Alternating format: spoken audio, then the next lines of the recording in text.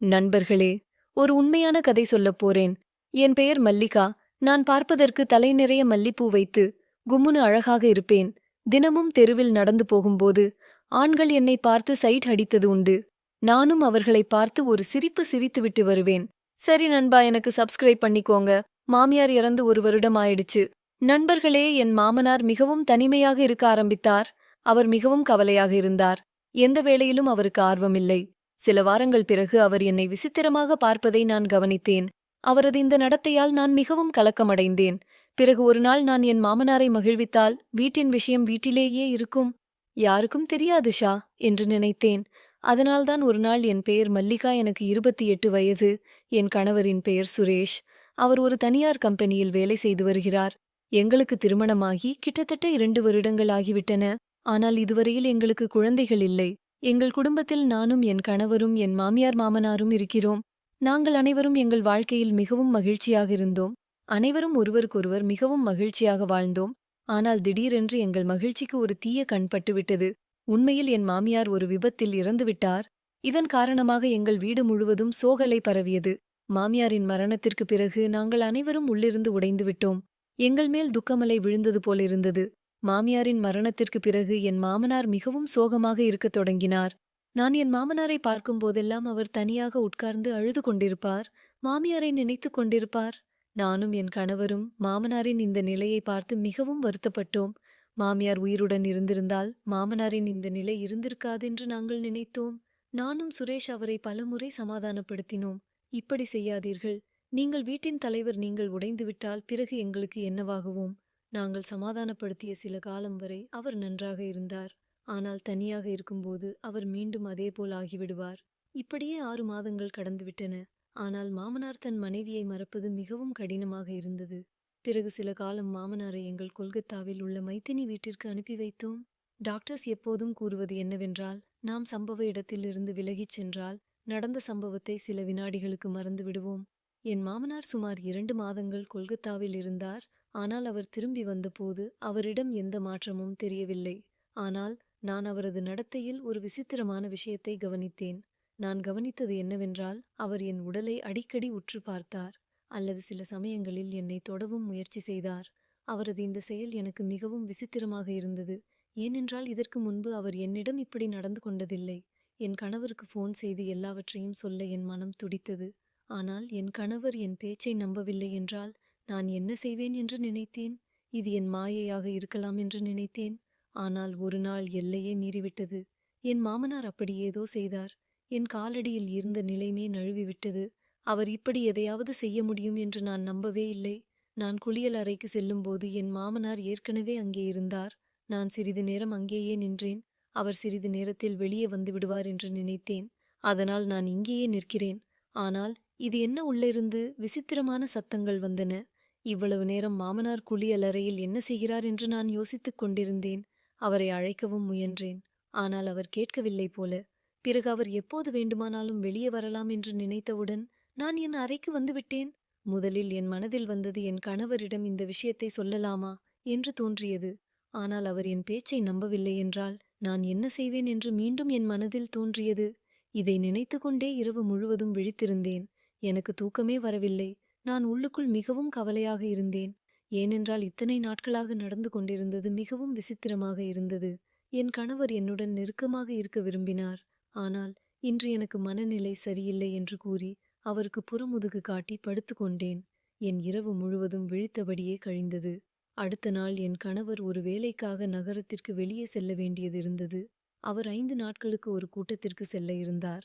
நான் அவருடைய பையை எடுத்து வைத்து மதிய உணவையும் தயார் செய்துவிட்டேன். சிறிது நேரம் கழித்து என் கணவர் தன் வேலைக்காக புறப்பட்டார். இப்போது வீட்டில் நானும் மாமனாரும் தனியாக இருந்தோம். நான் பயத்தால் நடுங்கிக் கொண்டிருந்தேன். என் ஒவ்வொரு நொடியும் யுகங்கள் போல கடந்து சென்றது.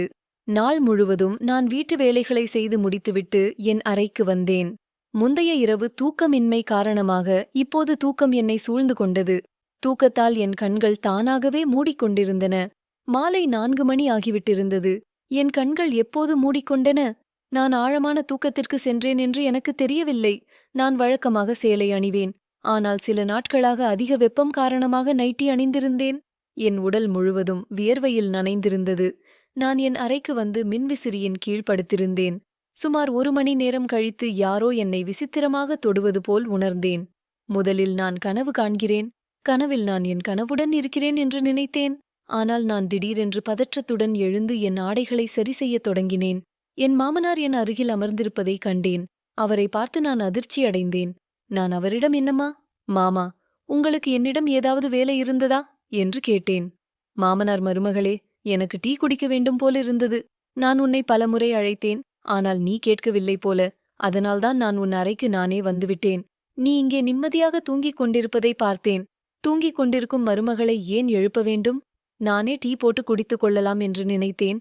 ஆனால் அதற்குள் நீ விழித்துவிட்டாய் என்று தன் தரப்பு விளக்கத்தை சொன்னார். உடனே நான் படுக்கையிலிருந்து கீழே குதித்தேன். என் இதயம் வேகமாக துடித்துக் கொண்டிருந்தது. மாமா, நீங்கள் உங்கள் அறைக்கு செல்லுங்கள். நான் அங்கே டீ கொண்டு வருகிறேன் என்று சொன்னேன். பிறகு அவர் தன் அறைக்கு சென்று விட்டார். சுமார் 15 நிமிடங்களுக்குப் பிறகு நான் ஒரு கப்டியுடன் அவரது அறைக்கு சென்றேன். நான் அவரது அறைக்குள் சென்று பார்த்தபோது மாமனார் தன் அறையில் அமர்ந்து அழுது கொண்டிருந்தார். நான், என்ன மாமா, ஏன் அழுகிறீர்கள்? ஏதாவது பிரச்சனையா? உங்களுக்கு உடல்நிலை சரியில்லை என்றால் நான் உடனே மருத்துவருக்கு போன் செய்கிறேன் என்று கேட்டேன். அதற்கு அவர், இல்லை மருமகளே, அப்படி ஒன்றுமே இல்லை. இன்று உன் மாமியாரின் ஞாபகம் அதிகமாக வருகிறது. இன்று அவளின் பிரிவு எனக்கு மிகவும் வேதனையாக இருக்கிறது. அவள் போனதிலிருந்து என்னால் யாரிடம் என் மனதின் பேச்சுக்களை சொல்வது என்று புரியவில்லை. நானும் ஒரு மனிதன்தான். எனக்கும் சில ஆசைகள் இருக்கின்றன. என் மனதின் அத்தனை விஷயங்களையும் யாரிடமாவது சொல்ல வேண்டும் என்று நானும் விரும்புகிறேன். நான் குழந்தையில்லை. அதனால் அவரது சைகையை புரிந்து கொள்ளாமல் இருக்க முடியவில்லை. அவர் எதை பற்றி பேசுகிறார் என்பதை நான் புரிந்து கொண்டேன். இருந்தாலும் நான் அவரிடம் சென்று, மாமா, கவலைப்படாதீர்கள், எல்லாம் சரியாகிவிடும். உங்களுக்கு ஏதாவது பேச வேண்டும் என்றால் என்னிடம் பேசுங்கள் என்று சொன்னேன். நான் இதை சொன்னதும் தான் தாமதம். அவர் என்னை கட்டிப்பிடித்து ஆளத் தொடங்கினார். எனக்கு மிகவும் விசித்திரமாக இருந்தது. என் மனதில் பலவிதமான எண்ணங்கள் வந்தன. ஆனாலும் அவர் மீது எனக்கு மிகுந்த இரக்கம் வந்தது. மாமனாருக்கு இவ்வளவு வயதாகிவிட்டது. நாம் அவருக்கு மறுமணம் செய்து வைக்க முடியாது. அவருக்கு 2வது திருமணம் செய்து வைத்தாலும் சமூகத்தில் நாம் முகம் காட்ட முடியாமல் போய்விடுவோம். சமூகத்தால் புறக்கணிக்கப்படுவோம். இதைவிட இந்த பிரச்சனைக்கு வீட்டிலேயே ஒரு தீர்வு காண்பதுதான் சிறந்தது. ஒருமுறை என் மனதில் தோன்றியது. நானே மாமனாரை மகிழ்வித்தால் யாருக்கும் தெரியாது. வீட்டின் விஷயம் வீட்டிலேயே இருக்கும் என்று நான் என் மனதை கல்லாக்கி கொண்டு அவரது விருப்பத்தை மனதிற்குள் ஏற்றுக்கொண்டேன். பிறகு நான் அவரை குளிக்க சொன்னேன். அவரது துணிகளை எடுத்து அவரிடம் கொடுத்தேன். சிறிது நேரம் கழித்து அவர் குளித்துவிட்டு திரும்பி வந்தார். அவர் ஒரு பணியன் அணிந்து கீழே வேஷ்டி போல துண்டை சுற்றி கொண்டிருந்தார். அவர் என்னை சொல்லிவிட்டு அவர் தன் படுக்கையில் குப்புற படுத்து கொண்டார். நான் அவரோட முதுகுக்கு மசாஜ் செய்யத் தொடங்கினேன். சுமார் 1/4 மணி நேரத்துக்குப் பிறகு அவர் ஒரு பக்கமாக திரும்பி, மருமகளே, உன் கைகள் ஏற்கனவே அழுக்காகிவிட்டதால் வயிற்றுக்கும் கொஞ்சம் மசாஜ் செய் என்றார். நான் விரும்பாமலே அவரது ஒவ்வொரு வார்த்தையையும் ஏற்றுக்கொண்டே போனேன். என் 2 கைகளாலும் அவருக்கு மசாஜ் செய்தேன். மாமியார் இன்று உயிருடன் இருந்திருந்தால் நான் இதையெல்லாம் செய்ய வேண்டியதில்லை என்று நான் நினைத்துக் கொண்டிருந்தேன். இந்த 5 நாட்களில் சுரேஷ் இல்லாமல் நான் இவ்வளவு மோசமாக இருக்கிறேன். அப்படியென்றால் மாமியார் இல்லாமல் எப்படி இருப்பார் என்று யோசித்துக் கொண்டிருந்தேன். நான் இந்த எண்ணத்தில் மூழ்கி எல்லாவற்றையும் அங்கேயே விட்டுவிட்டு உள்ளே ஓடி வந்தேன். சிறிது நேரம் கழித்து மாமனாரும் என் அறைக்கு வந்து, என்ன மருமகளே, எல்லாவற்றையும் விட்டுவிட்டு ஏன் இங்கு வந்தாய்? சுரேஷ் ஞாபகம் வருகிறதா? அவன் இல்லாமல் உன் மனம் கஷ்டப்படுகிறதா? உனக்கு என்ன பிரச்சனை என்று சொல். நான் அதை உடனடியாக பூர்த்தி செய்வேன். நான் உன்னை என் மகளாகவே கருதுகிறேன். என் மகளைப் போலவே உன்னை நேசிக்கிறேன். நீ எந்த வகையிலும் வருத்தப்படுவதை நீயும் என் அன்பான மகள்தானே என்றார்.